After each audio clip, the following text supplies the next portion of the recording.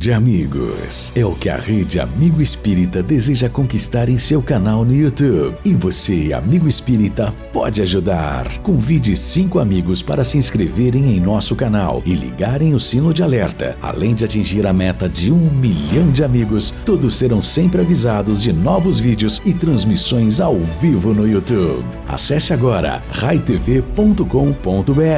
Rede Amigo Espírita, divulgando, instruindo e unificando.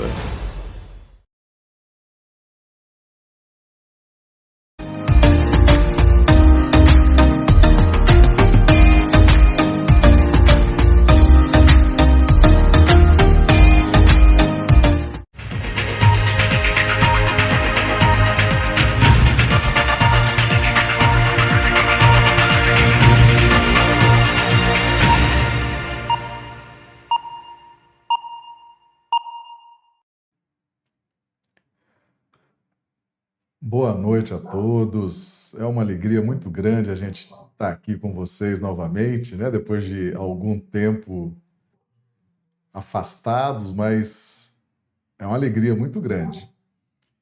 A gente gosta muito do estudo do Evangelho e o tema proposto de hoje, né? Esse tema do Evangelho de João, é um desafio, né? É um tema realmente bastante interessante, muito rico.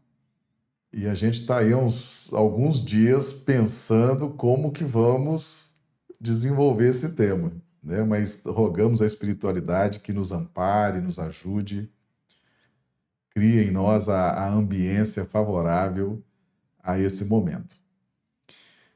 Bem, meus amigos, eu vou trazer aqui então o texto de João, Evangelho de João, o capítulo 8. Nós selecionamos do versículo 12 ao 20 para contextualizar como que se deu esse diálogo de Jesus com os fariseus. Eu vou ler aqui e depois a gente vai desenvolver, então. Então, o Evangelho de João, capítulo 8, versículos de 12 a 20. Falou-lhes, pois, Jesus outra vez, dizendo: Eu sou a luz do mundo. Quem me segue não andará em trevas, mas terá a luz da vida. Disseram-lhe, pois, os fariseus: Tu testificas de ti mesmo. O teu testemunho não é verdadeiro. Respondeu Jesus e disse-lhes: Ainda que eu testifico de mim mesmo, o meu testemunho é verdadeiro, porque sei de onde vim e para onde vou. Mas vós não sabeis de onde venho, nem para onde vou. Vós julgais segundo a carne. Eu a ninguém julgo. E se na verdade julgo, o meu juízo é verdadeiro, porque não sou eu só, mas eu e o Pai que me enviou. E na vossa lei está também escrito que o testemunho de 2 homens é verdadeiro. Eu sou o que testifico de mim mesmo, e de mim testifica também o Pai que me enviou. Disseram-lhe, pois, onde está teu Pai? Jesus respondeu: Não me conheceis a mim, nem a meu Pai. Se vós me conhecesseis a mim, também conheceríeis a meu Pai. Estas palavras Jesus disse no lugar do tesouro, ensinando no templo, e ninguém o prendeu, porque ainda não era chegada a sua hora. Então, esse é o texto do Evangelho de João. E a gente começa o nosso estudo de hoje lembrando da última frase de Jesus quando estava encarnado. Ele estava na cruz, com os braços abertos, ele dirige o seu sentimento, o seu olhar para o alto e clama: Pai, perdoa-os, porque eles não sabem o que fazem. Então, tudo isso aconteceu porque não havia ainda conhecimento verdadeiro, não havia ainda revelação. Jesus ainda não tinha comparecido ao mundo e ensinado a forma de viver a lei de justiça. Então, todos os erros que nós vamos falar aqui hoje, vamos comentar durante o nosso estudo, são decorrentes da ignorância, o não saber. E quando Jesus propõe, roga ao Pai, perdoa-os que eles não sabem o que fazem, Jesus está dizendo que a partir daquele momento teria início um tempo de conhecimento do que ele ensinou. Até a chegada dele, os homens interpretavam a lei de Moisés, o Velho Testamento, de uma forma. E Jesus veio ensinar a viver essa lei, a interpretar e a viver essa lei. Coisa que os judeus estavam deturpando, estavam dando uma interpretação meio personalista, meio individualista, atendendo aos próprios interesses. Então, a partir da encarnação de Jesus, nós tínhamos agora novas informações, novos conhecimentos. Muitos foram ministrados em forma de parábolas, histórias, outros de uma forma mais direta, outros através dos exemplos de Jesus, através das ações, das reações de Jesus. E quando Jesus, na última ceia, levanta o pão e fala: "Eu vos deixo o meu corpo, este é o meu corpo", é o corpo doutrinário. O pão representa o alimento do corpo físico. E Jesus sempre parte do que é objetivo para o que é subjetivo. Então, o pão alimenta o organismo físico.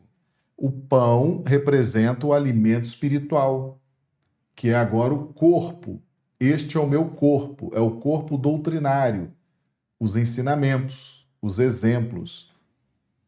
Então, a partir da vinda de Jesus, e por isso a encarnação de Jesus foi muito importante para nós, porque ali nós tivemos uma chuva de ensinamentos, foram muitos ensinamentos, muitas dicas, muitas orientações, mas isso precisa de um tempo para ser estudado, para ser compreendido, para ser assimilado. Então Jesus na cruz, ele roga ao Pai: "Pai, perdoa-os, porque eles não sabem o que fazem." Deus não se ofende com a gente. Deus nos conhece, Deus nos criou. Mas então por que Jesus pede ao Pai que nos perdoe? Se Deus não se ofende, ele não precisa nos perdoar. O perdão de Deus, clamado por Jesus: "Pai, perdoa-os, porque eles não sabem o que fazem", são as novas oportunidades de reencarnação. E dentro das reencarnações, as novas experiências, ou a repetição das experiências nas quais nós não fomos felizes. Meus amigos, uma encarnação, ela custa caro. São muitos recursos espirituais. Para você ter uma ideia, o seu mentor espiritual ou os seus mentores espirituais, eles estão dedicando aí 60, 70, 80, 90 anos. Enquanto você estiver vivo, eles estão com a vida deles ali dedicada a você. Eles poderiam estar fazendo outras coisas, mas estão se dedicando. Então, esse recurso espiritual, ele é movimentado por Deus. Os recursos materiais que nós consumimos, oxigênio, água, alimentação, o nosso trabalho, o nosso emprego, nossas roupas, enfim, tudo isso é providenciado por Deus, isso tudo tem um custo. Isso tudo exige organização. Então, reencarnar e viver experiências, isso tudo precisa ser ofertado por Deus. Esse é o perdão de Deus. Quando a gente erra, quando a gente não é feliz nas experiências. E quais são as experiências que nós vivemos? A experiência na família, pode ser a paternidade, a maternidade, a experiência profissional, a relação com o chefe, a relação com os clientes, a relação com o produto, a relação com as vendas, a experiência religiosa na nossa igreja, no nosso centro espírita, a relação social. Essas experiências, muitas delas, nós não fomos felizes ao longo das últimas encarnações e estamos repetindo. Isso é o perdão de Deus para nós. É uma nova chance da gente revisitar essas pessoas, esses acontecimentos, vivenciar novamente as experiências que nos deixaram em situação difícil, para que a gente possa ressignificar tudo isso. Esse é o perdão de Deus. Então, somente depois da vinda de Jesus é que nós tivemos um novo corpo doutrinário. A lei de amor foi revelada, a lei de justiça, representada por Moisés e os profetas, ela foi vivida por Jesus num outro patamar.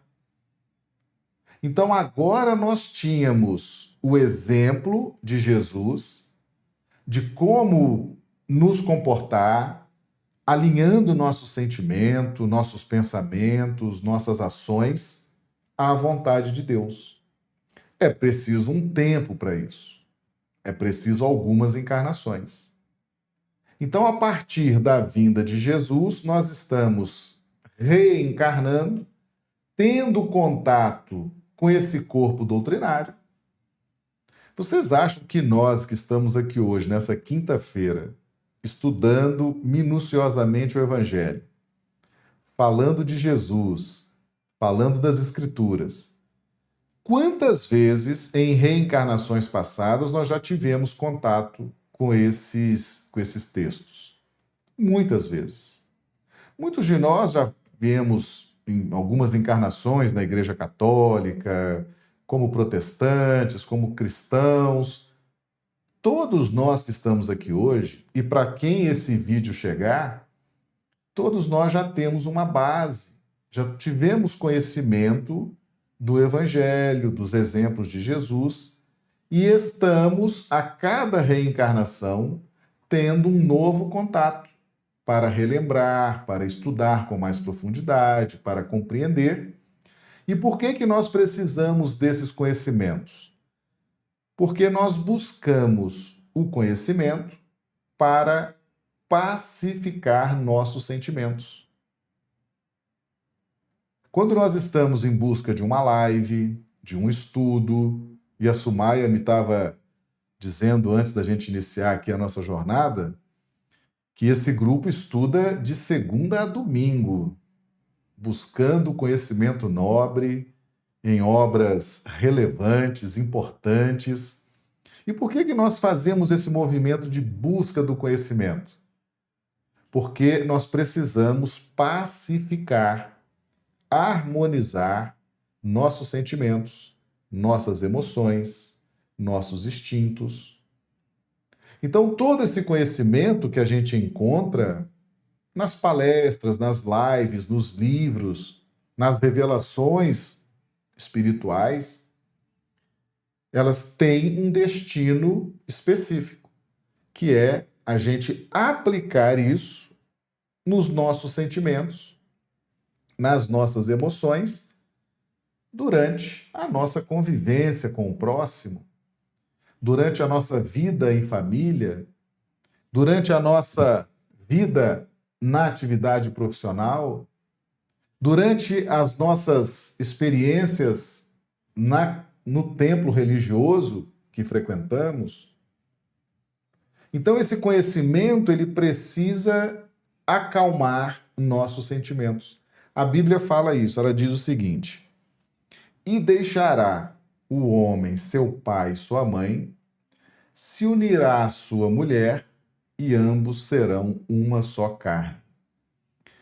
Perceba que a mulher nas Escrituras, ela representa o sentimento. O homem nas Escrituras representa o intelecto, o conhecimento. O sentimento Deus já nos deu. E o sentimento é um desdobramento do instinto. O Espírito Lázaro tem uma página fantástica em O Evangelho segundo o Espiritismo, quando ele explica que dos instintos surge o sentimento. E dos sentimentos surge o amor. Então, meus amigos, na medida em que nós vamos nos instruindo, nós vamos harmonizando o sentimento. Porque o instinto, ele já traz uma inteligência perfeita. Mas quando esse instinto, por força da evolução, vai se transubstanciando, vai se aperfeiçoando como sentimento, ele precisa dos conhecimentos que nós vamos buscar fora de nós. A questão 779 do Livro dos Espíritos, Kardec pergunta se o progresso é fruto de um ensinamento. E os espíritos respondem que não. O progresso é fruto do contato social. Então nós vamos buscar no contato social, e no contato social nós vamos ter contato com os professores, com os instrutores, com os bons exemplos, né? No contato social. Por isso que nós não podemos nos isolar. Nós precisamos nos relacionar com as pessoas, precisamos ir em busca da informação, da boa informação onde ela estiver, e para isso nós precisamos do contato social. Nesse contato social nós vamos trocando, e aqueles espíritos que já alcançaram uma evolução maior são convocados por Deus para ajudar aqueles que estão num patamar de evolução inferior. E qual o ambiente que isso se dá? Contato social. É no contato social que você tem a relação dos mais evoluídos com os menos evoluídos. Por isso que Jesus veio à Terra, por causa dessa lei do contato social. Entende? É no contato social, é no olho a olho, é na experiência que nós trocamos de forma mais efetiva essas virtudes, essas vitórias, essas conquistas que fazemos ao longo da nossa evolução. Então perceba-se que nesse texto nós temos aí uma situação sociológica muito curiosa. Os fariseus, eles eram muito apegados às formalidades. Eu vou trazer aqui para vocês um texto, acho que vocês já conhecem, né? O José Damasceno Sobral. Ele produziu 2 livros, chama O Evangelho por José Damasceno Sobral. Eu uso muitos livros do Sobral, do Honório, de Emmanuel, nas minhas lives diariamente. Eu faço lives segunda, terça, quarta, quinta-feira, às 8 horas da manhã. Mando essas lives para o meu canal, no YouTube, no Facebook e para os canais da Rede Amigo Espírita. Então já fica o convite também, diariamente, às 8 horas, de segunda a quinta, 8 horas da manhã. E eu estou sempre trabalhando esses temas do Evangelho. E eu gosto muito desses livros do Sobral, do Honório, de Emmanuel. E eu estou trabalhando nas quartas-feiras o Miudinho. E nós, por incrível que pareça, eu iniciei na última quarta-feira o diálogo de Jesus com Nicodemos, E o Sobral traz informações importantes sobre os fariseus. Tá? E havia entre os fariseus, aí ele explica aqui, separados porque se afastavam de tudo que, no seu conceito, pudesse contaminá-los. Esmeravam-se na observância da lei, que dissecavam em minúcias. Alguns sinceros, a par de elementos hipócritas. Eles eram inimigos de Jesus, estimados pelo povo, patriotas, viam com maus olhos qualquer relação com estrangeiros, publicanos e pecadores. Tinham o povo como ignorante. E tem também uma explicação de Kardec, lá no Evangelho segundo o Espiritismo, na introdução. Tem um item lá que chama Notícias Históricas. Então, Kardec fala dos fariseus, do hebreu parush, que significa divisão, separação. A tradição constituía parte importante da teologia dos judeus. Consistia numa compilação das interpretações sucessivamente dadas ao sentido das Escrituras e tornadas artigos de dogma. Constituía entre os doutores assunto de discussões intermináveis, as mais das vezes sobre simples questões de palavras ou de formas, no gênero das disputas teológicas e das sutilezas da escolástica da Idade Média. Daí nasceram diferentes seitas, cada uma das quais pretendia ter o monopólio da verdade, detestando-se umas às outras, como deveria acontecer. Entre essas seitas, a mais influente era a dos fariseus, que teve por chefe Hilel, doutor judeu nascido na Babilônia, fundador de uma escola célebre, onde se ensinava que só se devia depositar fé nas Escrituras. Sua origem, da seita dos fariseus, remonta a 180 ou 200 anos antes de Jesus Cristo. Os fariseus, em diversas épocas, foram perseguidos, especialmente por Hircano, soberano pontífice e rei dos judeus, Aristóbulo e Alexandre, rei da Síria.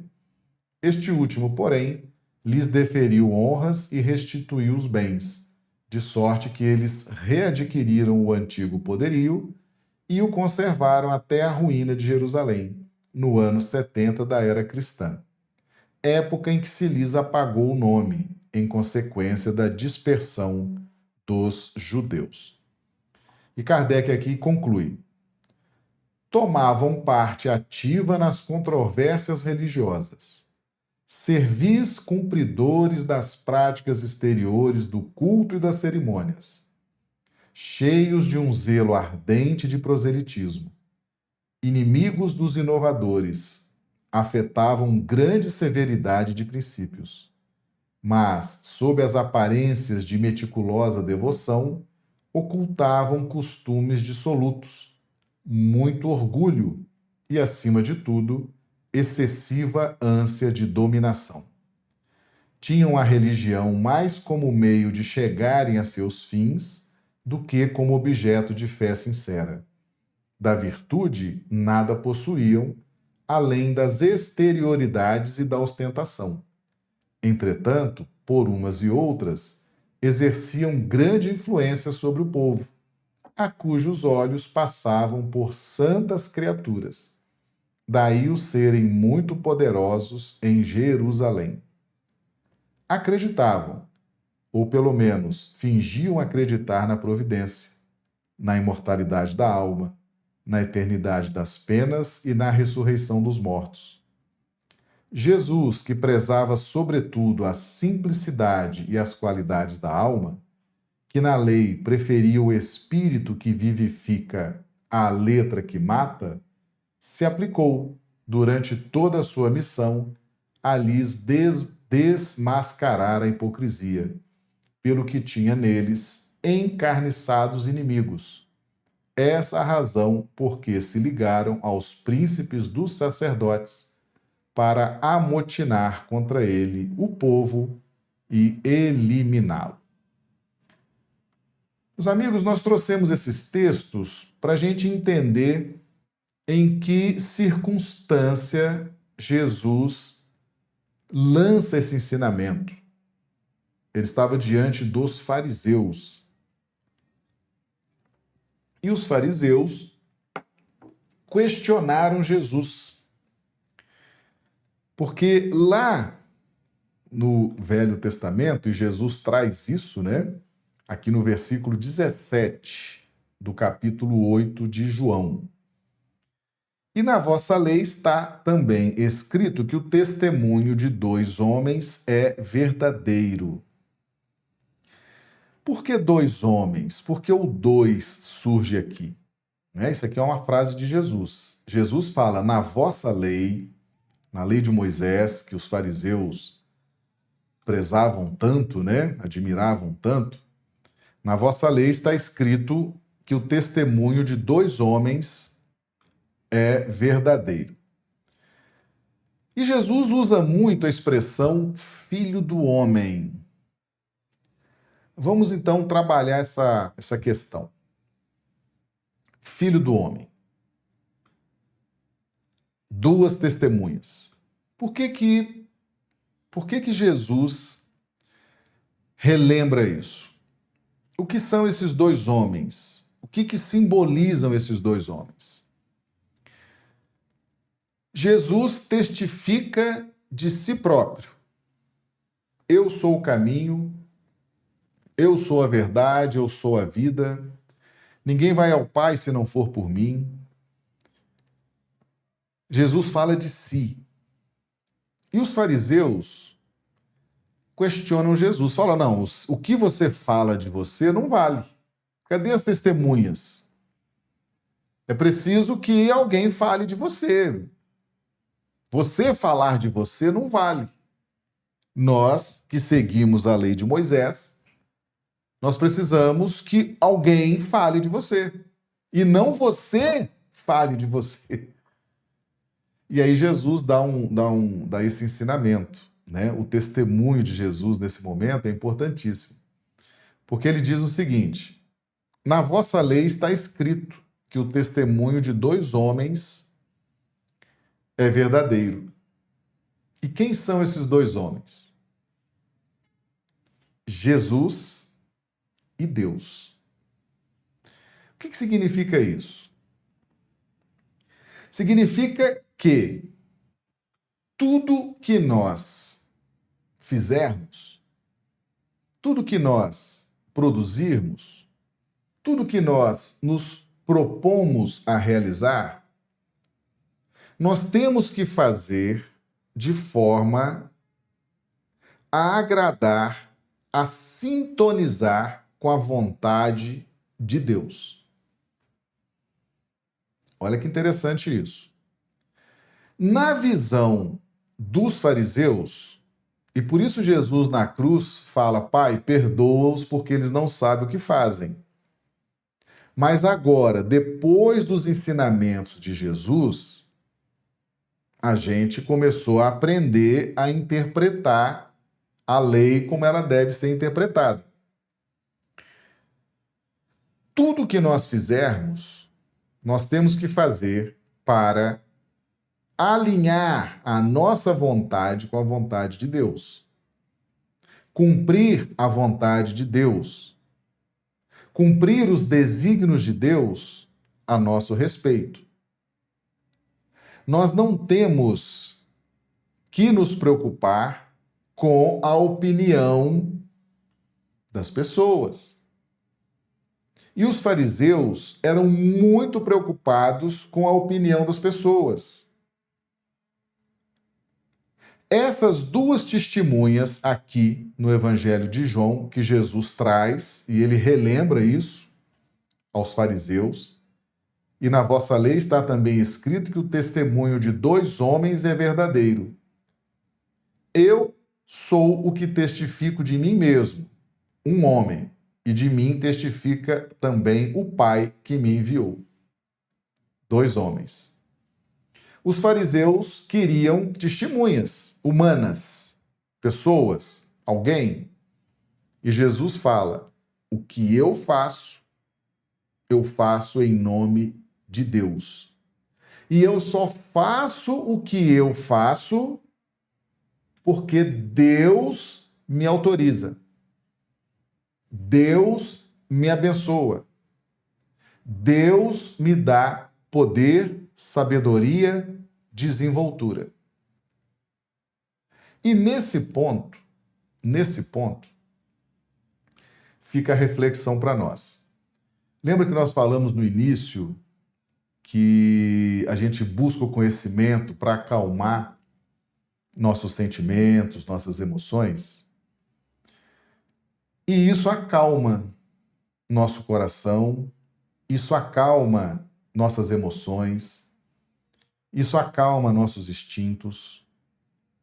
Nós fizemos 4 estudos nas lives de quarta-feira, e depois elas estão lá no meu canal, se vocês tiverem a curiosidade de ver, sobre a oferta da viúva pobre, o óbolo da viúva, onde Jesus analisa a intenção.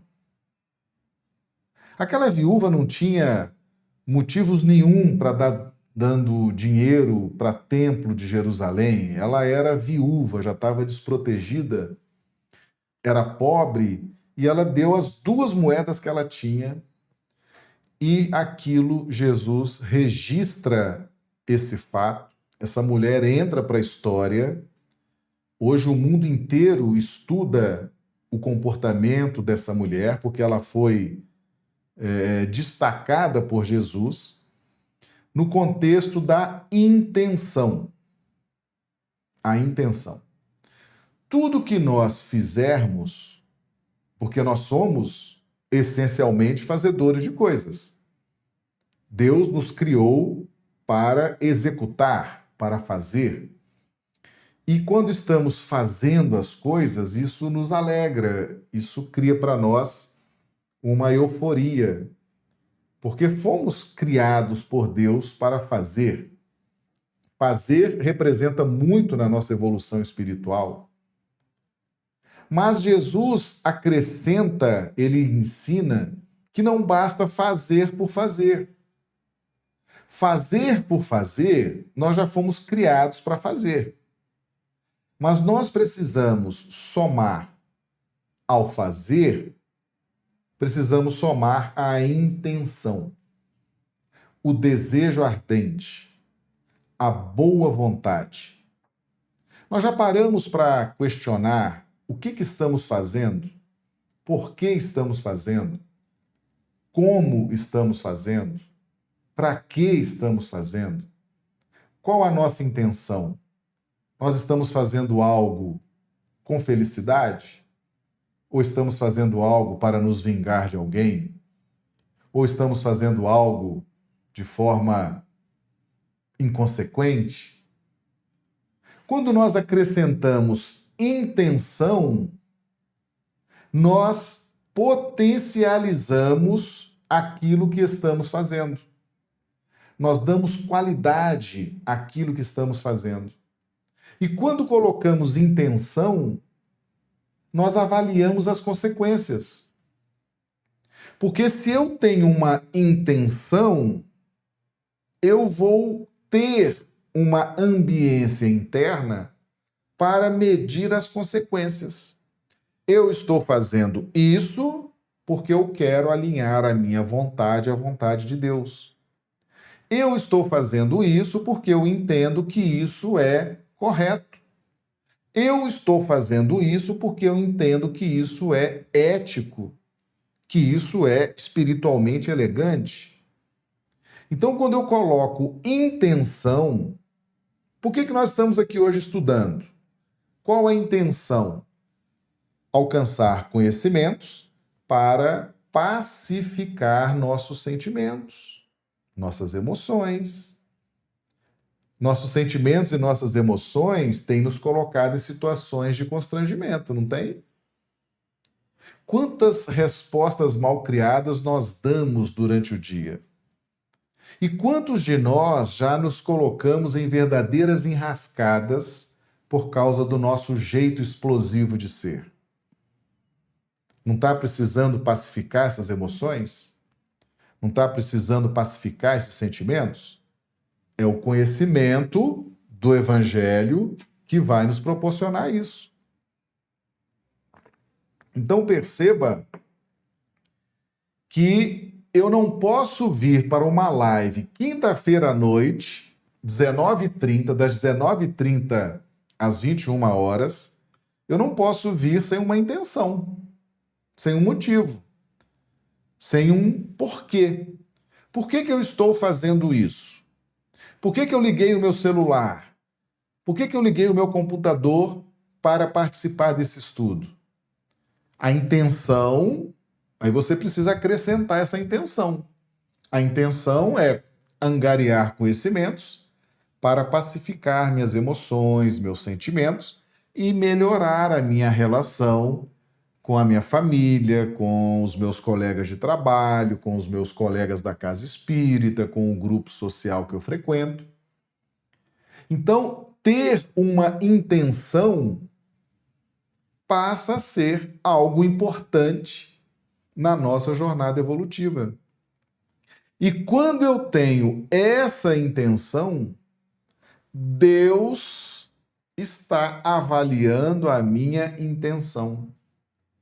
A doutrina espírita nos ensina isso? Ensina.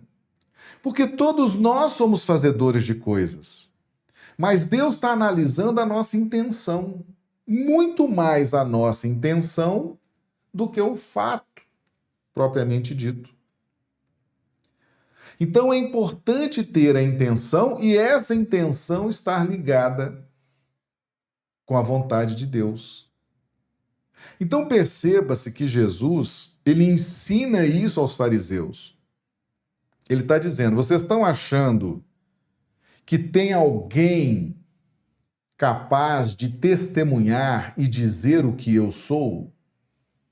E é interessante, meus amigos, que Maria deu um recado para a humanidade quando Jesus nasceu. Maria envolve Jesus em panos. Em panos. Normalmente, alguém bota logo um pijaminha, né, com aquela calça comprida, manguinha comprida, um gorrinho. Maria envolve Jesus em panos. Existe uma linguagem espiritual nisso. Envolve em panos. Ela está dizendo o seguinte, não há como enquadrar, não há como definir, não há como trazer uma métrica do que seja Jesus, do que ele significa. Não há como nenhum de nós na humanidade dizer quem é Jesus. Conhecer, nenhum de nós conhece um espírito puro. Nenhum de nós conhece um Cristo. Nenhum de nós sabe a jornada desse espírito, que quando ele construiu a terra, ele já era um Cristo. Nós não conhecemos e por isso não temos condições de metrificar, de especificar, de definir quem é Jesus. Por isso Maria embala Jesus em panos, dando um recado para a humanidade, dizendo, não tentem enquadrar, definir, delimitar quem é esse espírito. Porque nós, que estamos numa condição abaixo, não temos condições de definir quem está acima. Essa é a mensagem de Maria, quando ela envolve Jesus, tinha acabado de nascer, envolve em panos. O pano não tem um formato definido, ele é um pano. Ele não é uma calça de pijama, ele não é uma camisa de manga comprida, ele não é ele é um pano. Ele não tem forma, ele não tem definição, ele é um pano. Então, quando os fariseus falam, eu preciso de testemunha que fale de ti, que confirme que tu és o Cristo, Filho de Deus, conforme você está dizendo. Jesus fala, quem pode falar de mim é Deus. E Deus me autorizou a revelar o próprio Deus. Vocês não estão vendo o que eu estou fazendo? Vocês não estão percebendo o que eu estou fazendo? Vocês não estão sentindo o poder que Deus me deu? É Deus que diz quem eu sou. Nenhum de vocês aqui na Terra tem condições de dizer quem eu sou. Entende? Por quê? Porque um Cristo, um espírito puro, não tem condição de ser medido, analisado, definido por nós. Não tem. Não tem como testemunhar, uma testemunha que diga quem você é. Não tem aqui na Terra ninguém que possa metrificar, esquadrinhar Jesus. E ele ensina isso aos fariseus. Ele mostra isso para os fariseus aqui no Evangelho de João, quando ele prossegue, né? Ele diz o seguinte, no versículo 18: Eu sou o que testifico de mim mesmo, e de mim testifica também o Pai que me enviou. São os dois homens, as duas testemunhas, ele e o Pai, que estava lá na lei de Moisés, e eles ficaram incomodados, eles queriam testemunhas humanas, né? Porque o fariseu segue a lei literalmente. E aí Jesus prossegue. Aí eles questionaram Jesus, aqui no versículo 19. Disseram-lhe, pois, onde está teu pai? Jesus respondeu, não me conheceis a mim, nem a meu pai. Se vós me conhecesseis a mim, também conheceríeis a meu pai. E aqui entra um detalhe muito interessante. Jesus sempre falou meu pai. E tinha hora que ele falava vosso pai. E na oração dominical ele falou Pai Nosso. Então você tem o Pai Nosso, que é o Pai de todos nós. É o meu Pai, é o seu Pai, é o Pai de Jesus, é Deus. Mas então, por que Jesus fala meu Pai e Jesus fala vosso Pai? Quando Jesus fala meu Pai, ele está dizendo o seguinte: eu conheço Deus, eu entendo Deus, eu conheço a vontade de Deus de uma forma que vocês ainda não conhecem. E o nosso conhecimento de Deus, Jesus ensinou o seguinte: sede perfeitos, como perfeito é o vosso Pai Celestial. Então, qual o nosso parâmetro de perfeição? Perfeição no pensamento, no sentimento, nas ações. É a medida que conhecemos Deus. Então, quando nós estudamos Deus, nós passamos a nos conhecer melhor. Percebe a importância de estudar Deus? Que é Deus? Pergunta número 1 de O Livro dos Espíritos. Que é Deus? Deus é a inteligência suprema, a causa primária de todas as coisas. Aí vem os atributos de Deus, vem as revelações de Deus. A gente começa a entender a vontade de Deus. Imaginem os amigos, por exemplo, se eu entendo que Deus é o Senhor dos exércitos. O Senhor que vai arruinar, derrotar meus inimigos, aqueles que pensam diferente de mim e do meu povo. Se eu acredito que Deus é o Senhor dos exércitos, imagina como vai ser o meu comportamento. Um comportamento guerreiro, um comportamento aguerrido, sempre disposto a um embate, sempre vendo o inimigo como alguém que Deus precisa derrotar. O Deus antropomórfico, que nós criamos um Deus antropomórfico, né? Como é esse Deus antropomórfico? É um Deus baseado na nossa noção dos reis da terra. Então nós criamos um Deus à nossa imagem e semelhança, é o Deus antropomórfico. A gente sentou ele num trono, demos uma idade avançada para ele, né? Um homem de idade avançada, uma barba branca, um cajado nas mãos, que é era o símbolo do poder, da liderança dos pastores de ovelhas.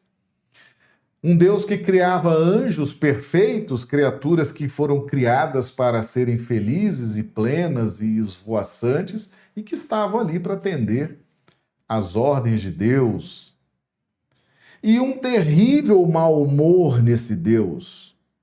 Coisa dos reis terrenos, né? Às vezes acontece isso, às vezes você vai despachar com seu chefe, você pergunta ali para o secretário como é que está o humor do chefe hoje.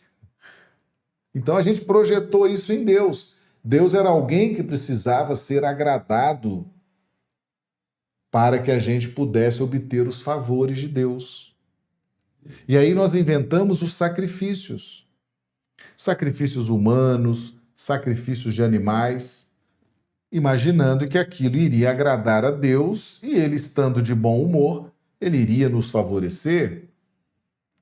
Imagina se eu tenho um conhecimento de Deus e fico nutrindo esse conhecimento de um Deus antropomórfico.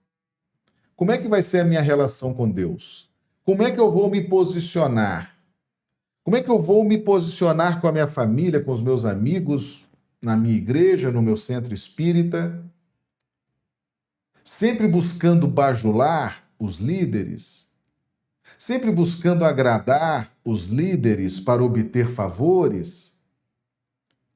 Sempre imaginando que há privilégios, que há criaturas privilegiadas, como os anjos esvoaçantes que estão ali, isentos de tribulações? Que Deus é alguém que está longe de nós, feliz, satisfeito, e nós aqui criados para sofrer, para chorar? Então percebam, os amigos, que na medida que eu vou conhecendo Deus, eu vou me conhecendo. Quando Jesus fala Pai Nosso, Deus é amor, Deus é Pai, ele muda a nossa relação com o Criador. A gente se sente filho. A gente se sente agora família de Deus. E vem a doutrina espírita e elimina definitivamente qualquer possibilidade de um Deus personalista, de Deus humano, de Deus antropomórfico, de Deus Senhor dos Exércitos, como um marechal de campo. Que é Deus? É a inteligência suprema, a causa primária de todas as coisas. Então percebam, os amigos, o quanto que Jesus conhece de Deus e o quanto que nós conhecemos de Deus. Por isso ele falava, meu Pai, vosso Pai. E é por isso que no Evangelho de João, ele ensina para os fariseus, aqui no versículo 19, disseram-lhe, pois, onde está teu Pai? Jesus respondeu, não me conheceis a mim? Lembra de Maria embalando Jesus em panos? Não me conheceis a mim, ou seja, vocês não podem me definir, porque eu estou numa condição muito acima, com milhares de experiências diferentes de vocês. Vocês não têm como me definir. E também não conhecem a meu Pai. Por quê? Eu conheço o meu Pai. Ele é meu Pai, porque eu tenho um conhecimento específico de Deus. Então vocês não conhecem Deus, vocês não conhecem o meu Pai, vocês não conhecem Deus como eu conheço. Então, quando eu falo que Deus testifica de mim e eu testifico de mim, e que isso é a verdade, Jesus está ensinando a interpretar a lei de justiça. Entende? E aí ele diz aqui: se vós me conhecesseis a mim, também conheceríeis a meu Pai. Entende? Então esse testemunho de Jesus, ele é importantíssimo para nós. Por quê? Porque nós somos muito... Jesus pergunta a Pedro: Pedro, você me ama? Veja bem, não é fácil amar Jesus. Nós não convivemos com Jesus durante a jornada evolutiva dele. Não convivemos. Os mundos que Jesus evoluiu, os mundos que Jesus fez a evolução dele já viraram pó, segundo Emmanuel. Nós não convivemos com Jesus. Nenhum de nós que está aqui na Terra foi filho, parente, pai, mãe, irmão, sobrinho, neto, avô. Nenhum de nós. Quando Jesus construiu a Terra, ele já era um Cristo. E é possível que quando Jesus construiu a Terra, a gente ainda não tinha nem sido criado por Deus. Entende? Então, não é fácil amar alguém que a gente não conhece. Não é fácil. A gente ama um filho, um pai, uma mãe, um marido, a esposa, porque a gente está ali convivendo. A convivência estimula o amor. Mas nós precisamos amar Jesus. E aí a gente vai conhecendo Jesus, ele vai sendo revelado a nós, primeiro por ele próprio. Tudo que ele fez, tudo que ele é, tudo que ele significa. E a doutrina espírita tem trazido muitas informações, muitos elementos, que se a gente parar para pensar, nós temos, eu vou dizer aqui uma coisa, nós temos muitos motivos para amar Jesus. Eu diria que nós temos até mais motivos para amar Jesus do que amamos alguns parentes que estão conosco. Jesus é o nosso governador espiritual. Se você está encarnado hoje é porque ele autorizou. Se você tem um trabalho, se você ganha dinheiro, se você se alimenta, o ar que você respira, a água que você bebe, os parentes que estão autorizados a fazer parte da sua família, tudo isso foi providenciado por Jesus. Há quanto tempo Jesus tem feito muitas coisas por nós? Ele como governador espiritual do nosso planeta. Ele declara isso. Jesus não se omite, ele não foge das suas responsabilidades e do que ele é. Ele fala: todo o poder me foi dado sobre o céu e a terra.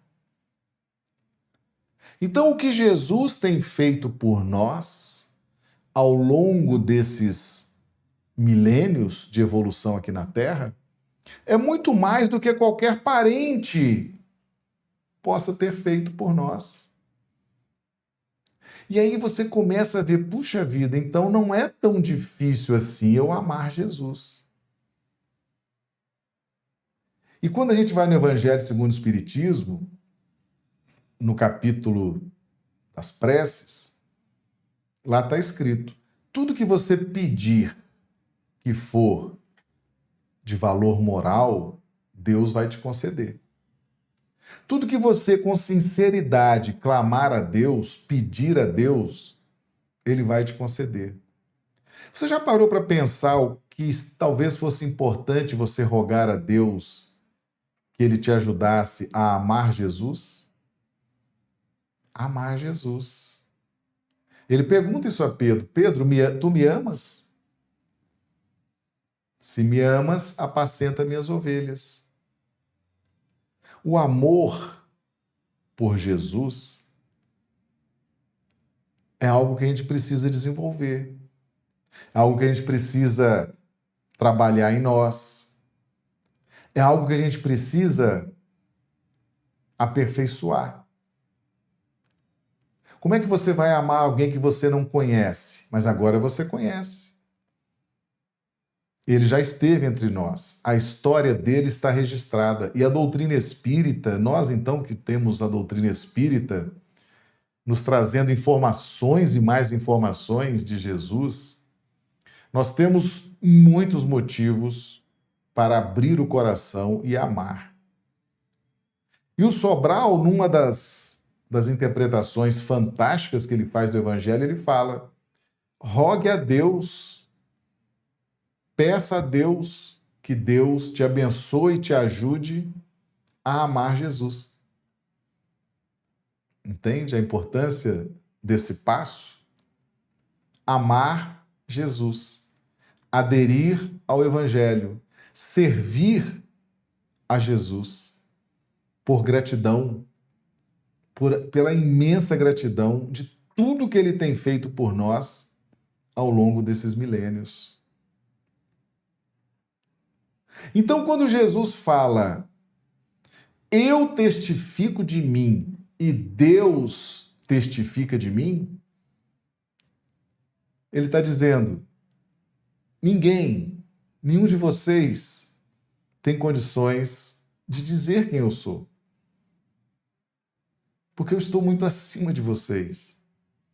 Qualquer tentativa que vocês fizerem vai ser a mesma coisa do que vocês fizeram o Deus antropomórfico, o Deus dos exércitos. Vocês vão me definir, vão me apequenar, vão me enquadrar e não vão compreender a dimensão de um Cristo, de um espírito puro como eu, e o que eu represento para vocês. Qualquer tentativa de vocês de me esquadrinharem, de me enquadrarem, de me definirem, vai ser incorreta. Não vai proporcionar a vocês a real dimensão do que eu sou e a real dimensão do que eu significo para vocês, em termos de evolução, em termos de vida, em termos de progresso espiritual. É por isso que Jesus na cruz fala, Pai, perdoa-os, eles não sabem o que fazem. E quando Jesus profere essa frase na cruz, ele está dizendo assim, Pai, me dá um tempo com eles. Eu já estive aqui, está consumado, já está tudo registrado, a atmosfera da Terra está impregnada da minha energia, dos meus exemplos, dos meus ensinamentos. Me deixa alguns milênios com eles, relembrando a eles o que sou, o que fiz, as dicas, a direção que eu dei para que eles tenham uma vida melhor. Me dê um tempo, eu vou cuidar deles, eu vou criar as circunstâncias, vou dar a eles as chances da reencarnação ao longo de alguns milênios. E Deus concedeu isso a Jesus. E é por isso que nós estamos aqui hoje, tendo esse contato com Jesus, tendo esse contato com o Evangelho, tendo a oportunidade de analisar o Evangelho de João, que é um evangelho transcendente. Se você fizer uma comparação dos evangelhos de Mateus, Marcos, Lucas e de João, você vai perceber claramente que o Evangelho de João ele é transcendente. Ele tem uma relação muito grande com os estudos de evolução, que é um estudo também fantástico, né? Que eu sei que o grupo faz, o grupo aí do Albino Teixeira faz. Então, meus amigos, o testemunho de Jesus é uma declaração do que ele significa. E bate, está em sintonia com Maria envolver Jesus em panos. E nas bodas de Caná, que pelo Evangelho de João é considerado o primeiro milagre de Jesus, os empregados chegaram para Maria, que estava ali desenvolvendo um papel importantíssimo, né? E ela chega para eles e fala: façam tudo o que ele vos disser. Ou seja, ali ela diz, ali ela apresenta Jesus. E vocês sabiam que Emmanuel, ao se referir a Maria, ele fala de lírio puro? Lírio puro. Maria é um espírito puro também. Ela só não é um Cristo. Jesus é um espírito puro. Maria é um espírito puro. Jesus é um Cristo. Maria vai chegar lá. Então, o testemunho mais abalizado de um espírito aqui na terra foi dado por Maria nas bodas de Caná da Galileia, que o Evangelho de João registra como o primeiro milagre feito por Jesus. Quando ela fala: façam tudo que ele vos disser. Essa é a apresentação. Maria fez 2 apresentações. A maior testemunha de Jesus aqui na terra foi Maria. Primeiro, ao embalar Jesus em panos. Foi o primeiro testemunho dela. Ela falou: não enquadrem, não definam, não queiram definir, não queiram apequenar, não queiram trazer a visão limitada de vocês para definir esse espírito. Primeiro testemunho. E o segundo testemunho nas bodas de Caná: façam tudo que ele vos disser. É o único testemunho abalizado de um espírito puro que encarnou na terra, chamado Maria, que nós, hoje, com os conhecimentos que a doutrina espírita nos oferta, nós temos condições de considerar. E Jesus fala para os fariseus: eu testifico de mim. Bate com Maria ter embalado em panos. E Deus testifica de mim. Bate com o que Maria falou: façam tudo o que ele vos disser. Então, meus amigos, essa mensagem, ela tem um significado muito grande para nós. Ela nos mostra que é entre você e Deus. Você está responsável por alguma tarefa, seja a educação da família, seja uma tarefa na casa espírita, seja na sua empresa, seja no seu grupo social. É entre você e Deus. Se as pessoas chegaram até você, é por uma questão de oportunidade, de circunstância, e elas foram trazidas por Deus. Questão número 1 de O Livro dos Espíritos: que é Deus? Deus é a causa primária de todas as coisas. Você fala: não, Marcelo, mas eu tenho que cuidar do meu filho, tenho que cuidar. Deus colocou esse espírito, é entre você e Deus. Então cuide desse espírito, faça o seu melhor. Se você entender que é entre você e Deus, você vai dar o seu melhor. Se você entender que é entre você e esse espírito, talvez não seja, você não consiga dar o seu melhor. É entre você e Deus, é entre Jesus e Deus, é entre eu e Deus, é entre você e Deus. Deus testifica por você. Deus vai te dar a graça, a glória, o poder, a desenvoltura para que você glorifique o Pai. É entre eu e Deus. Entende o recado de Jesus? Esse recado de Jesus, ele pacifica nossos sentimentos. Ele pacifica nossas emoções. É entre você e Deus. Rogue a Deus. Rogue a Deus, inclusive, para que Ele te ajude, te inspire a amar Jesus. Como é importante a gente amar aquele que fez muito mais por nós do que nosso papai, nossa mamãe, nosso filhinho. Ele fez muito mais. Há séculos, há milênios, nós estamos aqui abraçados por Ele, orientados por Ele, consumindo os recursos que Ele destina a nós, tanto espirituais quanto materiais. Ele tem trabalhado por mim, Ele tem trabalhado por você todo esse tempo. Não é difícil encontrar motivos para amar esse Espírito. Meus amigos,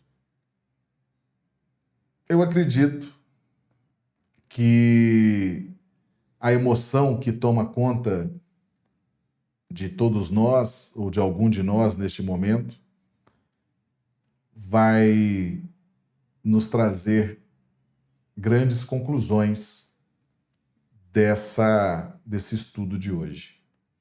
Eu sei que o nosso tempo é até as 21 horas, agora são 20h40, mas eu entendo também que nós precisamos encerrar agora esse estudo, porque eu sinto que cada um de nós, cada um que está aqui, está sendo tocado, está sendo abençoado, está sentindo algo diferente, e nós precisamos registrar essa emoção, essa sensação, esse sentimento no fundo dos nossos corações. Eu também estou emocionado. E eu, então, peço licença a Sumai, a todos os amigos que aqui estão, para a gente interromper esse estudo, agradecidos a Jesus, agradecidos a Deus pela oportunidade de estarmos tratando de temas transcendentes, temas da mais alta importância para a nossa espiritualidade pessoal, individual, e queira Deus que nós possamos caminhar sempre dirigidos, abençoados, iluminados por Jesus, o nosso mestre, o nosso governador espiritual. Agradeço o carinho e vou assim me despedindo e pedindo licença, Sumaia. Inclusive, vocês têm alguns minutos aí com o grupo, né? Vou pedir licença para me retirar, que eu preciso agora entrar em prece para recobrar aqui a minha condição espiritual. Muito obrigado.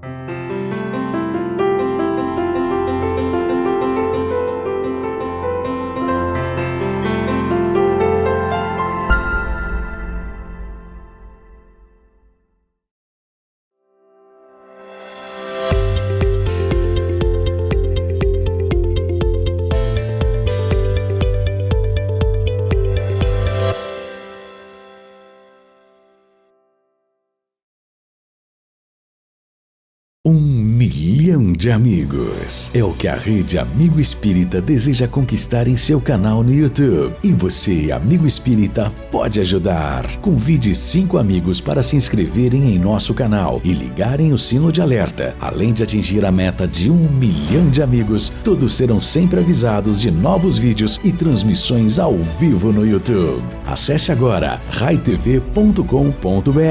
Rede Amigo Espírita, divulgando, instruindo e unificando.